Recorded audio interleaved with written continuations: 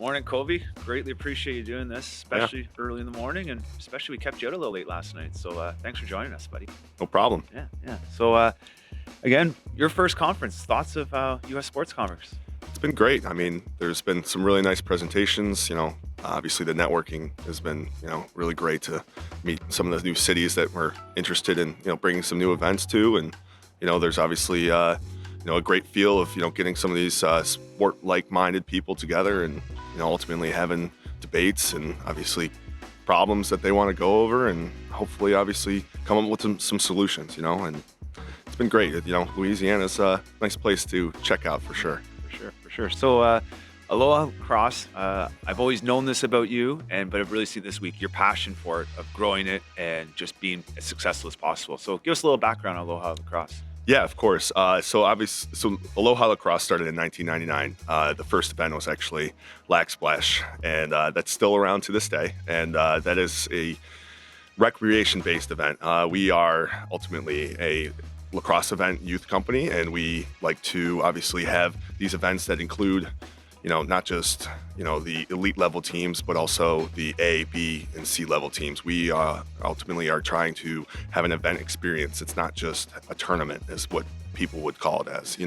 We ultimately, as a team, we work together with our customers to make sure that they are provided with the experience that they're looking for. I think the hardest thing, I was a club director as well, and I understand that your teams are different in every different way, level-wise, and we ultimately want to make sure that our events fit the needs of what your teams are, so that a kid doesn't come and they don't lose 15-0, because of some team being just much better than them. And we try our best to do that, and then obviously we also try to not only have lacrosse part of our events, but also we have a vendor village. We call it Tiki Village. Okay.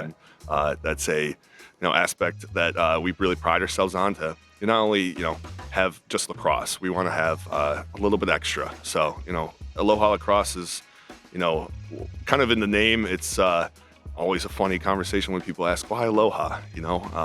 Obviously Aloha is a fun feel. It's a little bit of I guess you would say it's unpredictable with how our events kind of operate and all that stuff. But we ultimately plan to have just the best experience we can.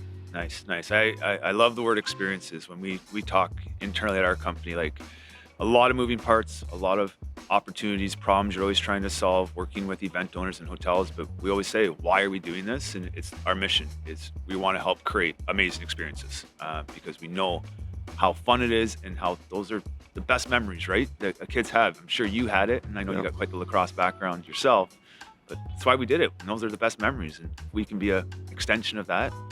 Amazing experiences is what it's all about. 100%. Yep. Yeah. So your background's pretty good too in lacrosse, isn't it?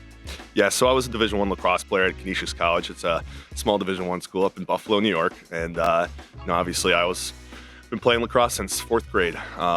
It's actually funny to think, not funny, but my high school is the first high school to have lacrosse in the USA. Wow. So, my high school is very prestigious, I guess you would say, lacrosse community. We ultimately have, really a lot of championships on our belt. And, I had a really great experience playing, not only in high school and, winning championships there, but also winning championships in college. And, now I'm ultimately a coach, and I am really just trying to give back to the game. That's the most important thing. And, I take what I've learned in my experiences and I try to make sure that these kids understand that, what this game has done for me and what this game has done for others. And, I to this day, all my friends that I've played with, I still talk to them and I go to their weddings, and, obviously it's created a family for me that, I can't really replace. That's for sure. Totally. When I think of lacrosse too, obviously a national sport for us in Canada, there seems to be a lot of growth for it, energy and excitement about it. Where do you see lacrosse going? Are you feeling that there's a rapid growth in participation? Any thoughts and Yes, on that? I would say the growth is there. There is data out there, though, that there is a decrease in team sports. And, from what I would say I've seen, the growth is actually in different communities. It's not in the Northeast as you would think, right? It's growing outside of the Northeast, and that's where the growth is. I would say, there is definitely a real big push from the Premier Lacrosse League to raise the awareness of lacrosse, not only obviously through how they run and operate their events, but they're very good about obviously getting the media rights. They're working with ESPN.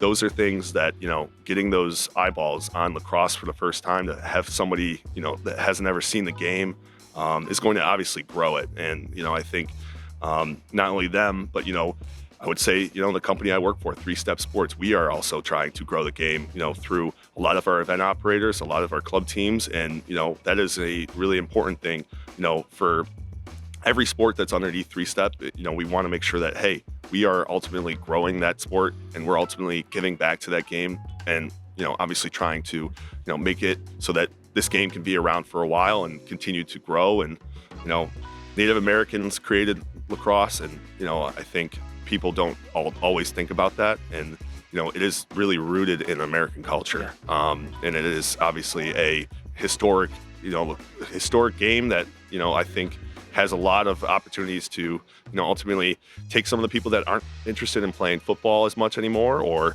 are looking for a little bit of a combination between hockey and soccer. And lacrosse is a fun game. I always have to say this because my dad, he never really got to play many sports. He always had a little bit of a leg defect, but growing up, he always loved watching lacrosse. And he said to me all the time, I wish I could have played this game. It's fast paced. There's a lot of scoring.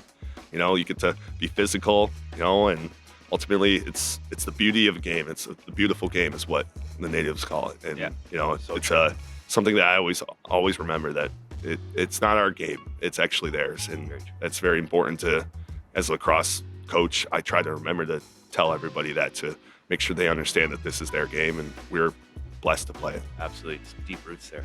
Yeah. Going forward now, Colby, so your 2023 is coming to an end. Any big excitement plans, new things going on in 2024 for Aloha?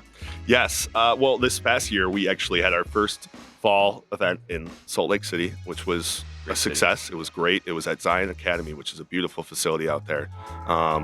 That's actually where they host the Utah.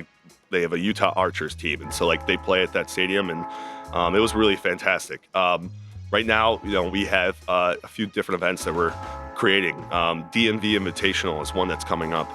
That is going to be a new event with recruiting. It's going to be one of those events that we are ultimately positioning ourselves at one of the better facilities for a university. That is something that ultimately will be announced soon enough. And there's some other events that we're continuing to move around, change.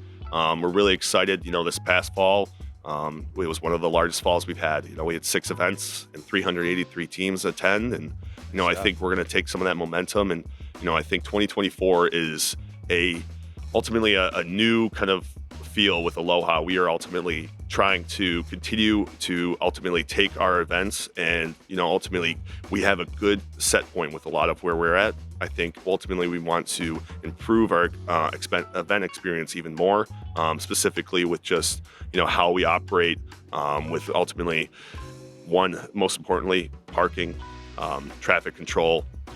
Those are the most important things in my events, is understanding that our customers, they want to come into our event and not have to worry about getting to their field on time, not worrying about, where am I going to drop off my kid stuff so he can get to the game and not be late. Those are things that people don't really think about.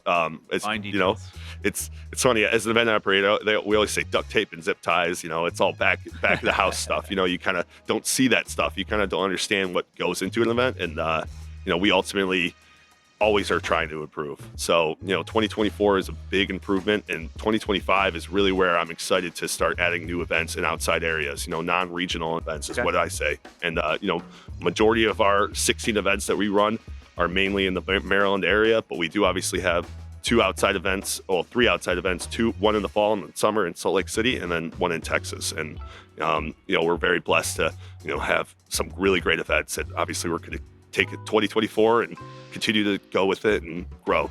I like it. You have a successful model, but grow, and keep improving. I think that's where I think we get along well, because that's how we've always thought at EventConnect, right? It's like we're happy, but how do we just keep getting bigger, supporting our partners better, getting the technology stronger. So with that being said, would you have you're a leader in this, would you have any advice for us on how we should continue to focus on our product or our people we work with?